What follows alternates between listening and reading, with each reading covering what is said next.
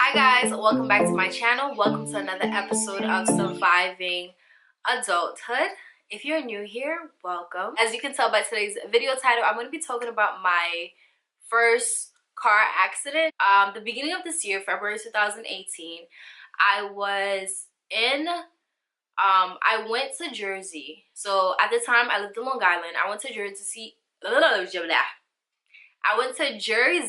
to see Black Panthers. I wanted to see it with the person who was my boyfriend at the time. So he lives in Jersey. I drove, so I didn't see, like, it was bad weather that weekend, so I didn't see the point of like getting him to come to Long Island, take that whole trip. So I was like, you know what?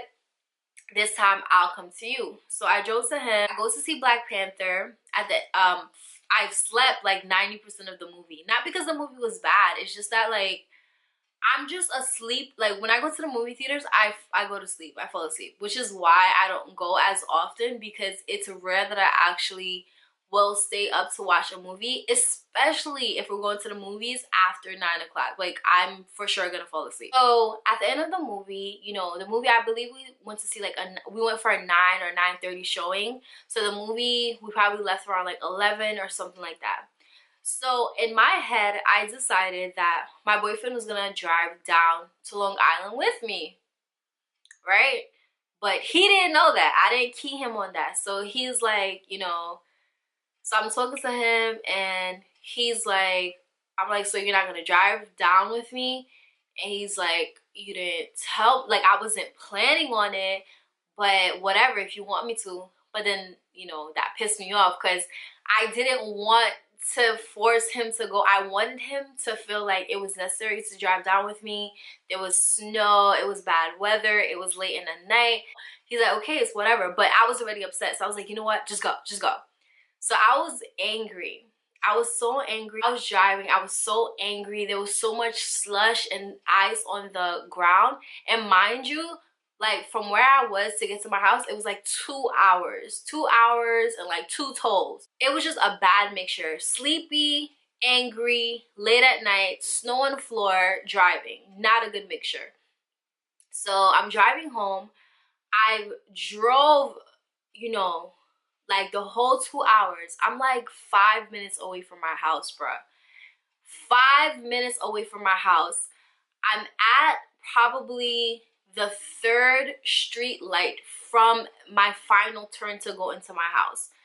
I'm at the light and I'm like, oh my God, like, I'm so, like, thank God I'm finally almost home. When I get home, at the time I was like, I just got onto Greenleaf, the show on OWN. So I was like, oh, when I get home, I'm gonna watch Greenleaf. And then out of nowhere, like 2 minutes after thinking that, out of nowhere, I don't know if it's that I fell asleep. I don't know if it was the ice that's on the ground, but a loud bang. I'm like, I feel like, I don't know, like my arm, I guess I hit something. So my arm is hurting me and I just see smoke. And in my head, the car's about to blow up. So I just quickly took off my seatbelt and walked away from the car. And when I look, it just so happened the person whose car that was just going into their house. Like, they literally just left their car. My car is like so rammed into the car. So once like everything kind of dies down, I go back in my car and I'm like trying to figure out what to do. Like, I'm just so lost. So I call 911 and I'm like, I've been into a car accident. And the ladies on the phone is like asking me where I'm at. I'm like, lady, I don't know. Like, don't you guys have special technology to figure out where I am? I don't know where I'm at. Just like, come get me. I finally figure out where I'm at. I tell her. She's like, okay, they're gonna send somebody. I'm standing there. People are like passing by their car and they're like asking me if I'm okay. And I'm like, yeah, like I think so. I'm fine. Yeah, I think I'm okay.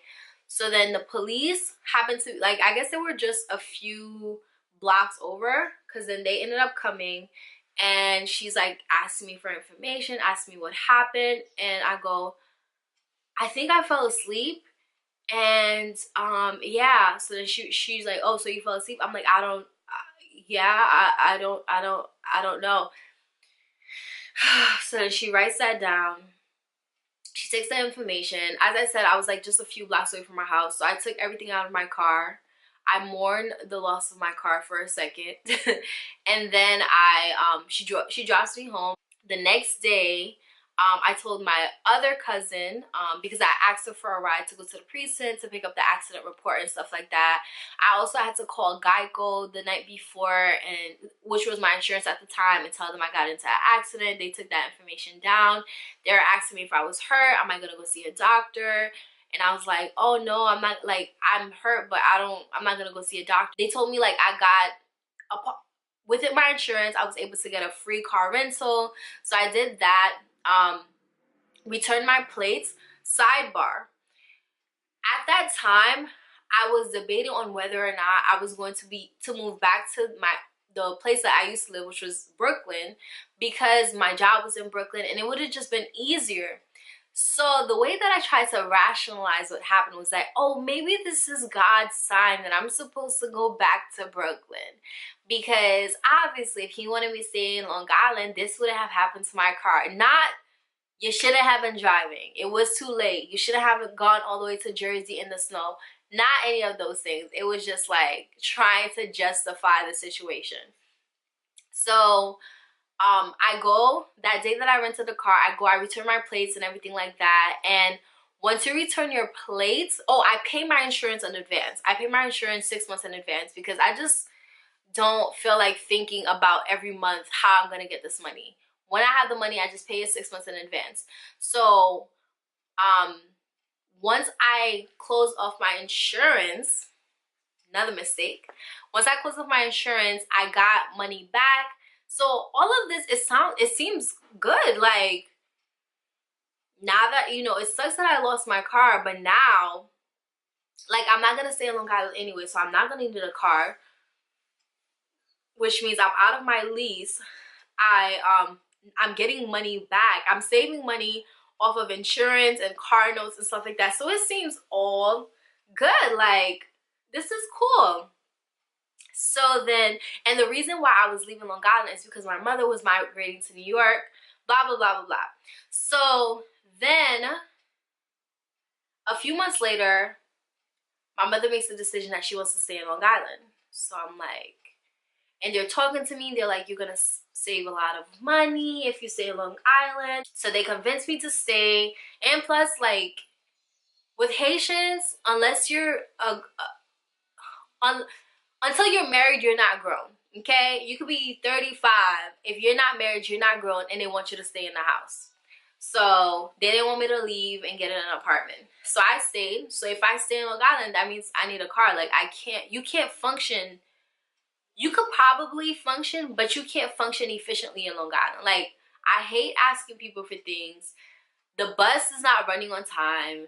The whole waiting for the bus situation, the kind of people that's on the bus, like, bruh, I've never felt so uncomfortable in my life. And I've lived in the hood. The majority of my life, I've lived in the hood. And that was just another level. That, like, the bus stations, a whole nother level. I'm thinking, like, the first time I was getting a car, it was so easy to get a car. So I'm thinking it's going to be just as easy. So I look up cars that I'm interested in, find one that's within my budget. I go on Memorial Day, just like the previous Memorial Day when I got my car, and things are just different. Like, it's so much harder because when my credit score is not as high as it was, right? So I don't get the amazing rate that I had before. And then, oh, I'm missing a major part of the story. So 2 days before, so the Friday before I'm supposed to get my car, I get a letter in the mail from the DMV saying that if I don't get this paper filled out by a doctor saying that I don't have a sleeping disorder, that my license is going to be suspended. And I'm like, what the hell? Like, I can't, like, getting a doctor's appointment is not that easy. Most times it's like a week or a month that before the next appointment is available, right? And then also the other thing I forgot to say is after a month or so after the accident, within the month of the after the accident happened, I decided, like, I started having backaches and stuff like that, right? So I was like, you know what, let me go see a chiropractor, make sure everything's okay. So I wasn't going to see a chiropractor anymore. So the insurance person asked me if I wanted to close my medical case out. So I was just like, okay, yeah. So I closed it out. So now, come to where I was at before. 2 days before me getting the car, I'm supposed to get the car on Monday, Memorial Day. That Friday, I'm off from work.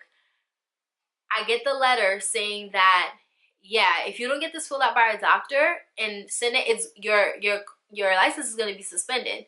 Now I can't take off any more time of work, so I have to get the car on Monday. But I don't want to get a car, sign a lease, and then come to find out my license suspended, and now I have this car I'm paying every month that I can't drive. So I'm like, oh my God, I need to find a doctor to fill this out. And the reason why I got the letter saying that I needed to fill it out with a doctor saying that I don't have a sleeping disorder is because, if you remember, when I got into that accident and the police was taking an incident report, what did I say? I think I fell asleep. Finally ended up able to get the doctor to sign off on the paper. I sent it to the DMV. I'm scared. I send it like, I expedite it so that they can get it as soon as possible. The following Monday, I go to the dealership to get my car. And now I'm trying to get my car, and the insurance, the quotes that I'm getting are ridiculous. Like, my quote was already ridiculous. Like, so I'm like, why is it so high? And they're like, oh, because you had a gap of insurance. I'm like, yeah, I had a gap of insurance. I didn't have a car. They're like, still, once you have a gap of insurance, your insurance rate is automatically higher. So, like, the first time of me getting my car, I got my car in like 3 hours. That day, I was there from like 9 a.m. to like 3 p.m. No, like, still no sign of me possibly getting the car. And then finally, around 5, everything ended up working out, and I finally got my car. Why did this story turn into how long it took for me to get this car? Oh no, it's because I was talking about the accident. You see, I got sidetracked. I think those are basically the 3 main things. Like, just be careful what you say. Like, if you know, not sure if you fell asleep, don't say you fell asleep, because you're gonna have to get a doctor's note proving that you don't have a sleeping disorder. Don't be so quick to close off your insurance, because your gap insurance is going to F with you later on when you need to get insurance for a new car. And if you need to see a doctor with an injury related to your car accident, just make sure that you've seen the doctor as many times as you need. You've handled any medical related things with the car accident before you close out your case, because when you close out your case, you won't be able to use that insurance again to see another doctor. So just keep those things in mind. Hopefully you never get into an accident. You know, don't drive while you're sleepy, while you're angry. Try to pull over. Been so much worse. I thank God I walked away just with my arm messed up, but other than that, I was pretty good. I was alert. Nobody else got hurt. It was just the car that got damaged. Like, I'll forever love my first boo, my first car. But now I have Grace, my new car, and I'm so happy with her. So, and I know how to take care of her so much better because of what happened with my first car. And my other thing is, your first car, don't let it be a lease. Don't get a brand new car your first car. Buy a little regular cheap car, because your first car, especially if, like me, I got my first car like a month after I got my license. Okay? When you first get your license, you don't know how to drive. Good driving is achieved through experience. Through you driving consistently is how you become a better driver. When you first get your license, you're not a good driver because you haven't been driving consistently. So don't get a brand new car because you're gonna mess it up. So anyways, thank you guys so much for watching. This is either going to be a 2-part video or a long video or a really choppy video because I was talking a lot. But I hope you guys are able to learn something from this video. If you guys have gotten into any car accidents and learned anything from it that wasn't on this video, definitely comment down below. As always, thank you guys so much for joining me, and I will see you next time right here on Surviving Adulthood.